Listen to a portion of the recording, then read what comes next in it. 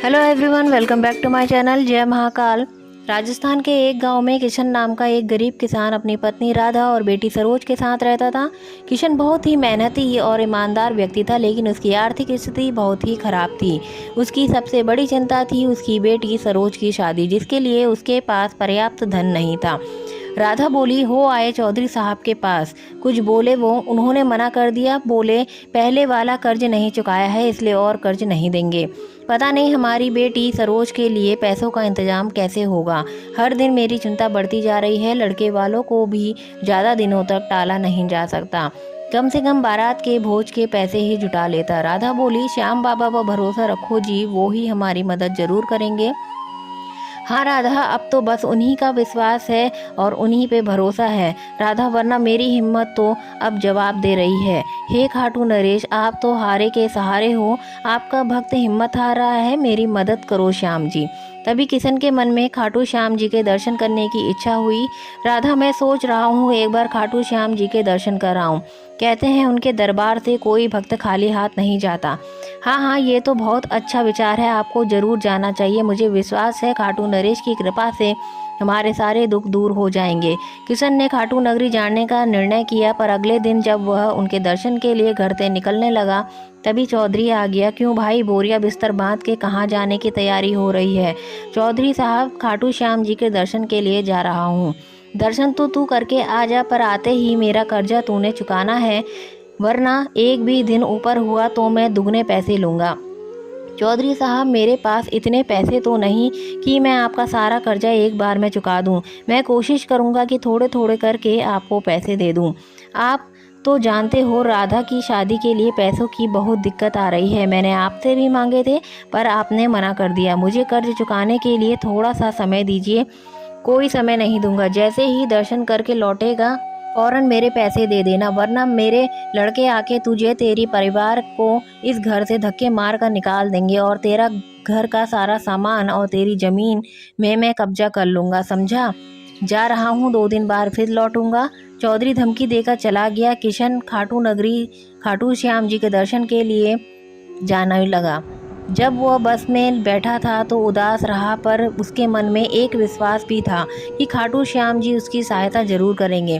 किशन बस से उतरा और खाटू नरेश के दर्शन करने उनके मंदिर पहुंचा।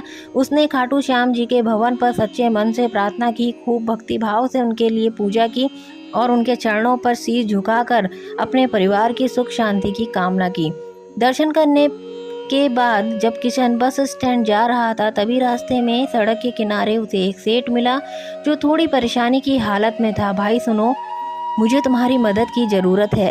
अचानक मेरी तबीयत खराब हो गई है। मैं यहीं का रहने वाला हूँ, पास में ही मेरी हवेली है। क्या तुम मुझे मेरी हवेली तक छोड़ दोगे? बहुत दिनों से खाटू नरेश के दर्शन नहीं किए थे। खाटू श्याम जी के दर्शन के लिए निकला था, दवाई रख के लाना भूल गया।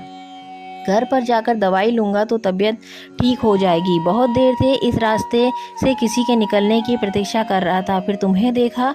तुम बहुत भले मानव लगे, इसलिए तुम्हें आवाज़ लगाई। जी जी ज़रूर, चलिए मैं आपकी मदद करता हूँ। किशन ने सेठ को सहारा दिया और उसे उसके घर तक पहुँचाया।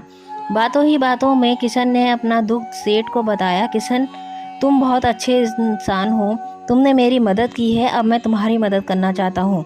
समझो खाटू नरेश की यही इच्छा है कि मैं तुम्हारी मदद करूं। मेरा तो इस दुनिया में खाटू नरेश के सिवा कोई नहीं है, इसलिए तो मैं बस उनकी भक्ति में रहकर अपना जीवन बिता रहा हूं। मेरे पास खाटू नरेश की कृपा से बहुत धन दौलत है और ज़मीन जायदाद है, पर ना ही मेरी पत्नी है और ना ही मेरे बच्चे हैं।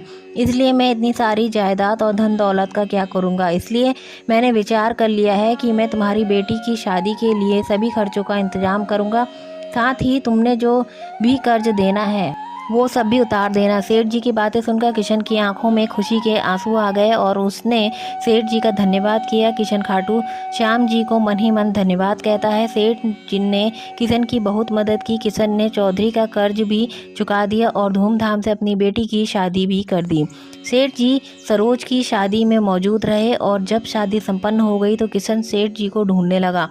राधा, हम दोनों शादी में व्यस्त थे। लगता है सेठ जी वापस चले गए हैं। उनकी तबीयत भी तो ठीक नहीं रहती है। एक काम करता हूँ, मैं मिठाई लेकर खुद ही उनसे मिलने चला जाता हूँ। आज उन्हीं की दया से हमारे जीवन में खुशियाँ आई हैं। सुनो, मैं भी आपके साथ चलती हूँ खाटू नगरी। सेठ जी से मिल भी लूँगी और खाटू श्याम जी के दर्शन भी कर लूँगी। अब तो सरोज भी अपने ससुराल चली गई है। मुझे भी खाटू नरेश को उनकी कृपा के लिए धन्यवाद कहना है। ठीक है राधा, चलो सामान बांध लो, हम खाटू नगरी चलते हैं।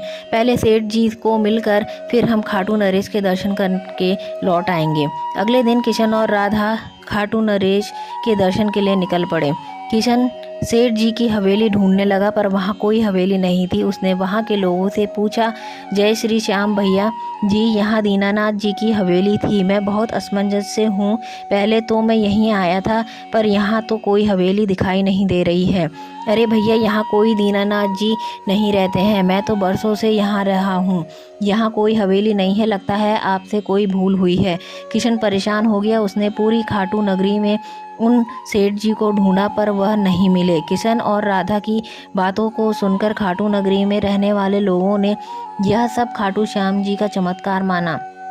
किशन को एहसास हुआ कि वो कोई साधारण सेठ नहीं थे बल्कि स्वयं खाटू श्याम जी थे जिन्होंने उनकी मदद की थी।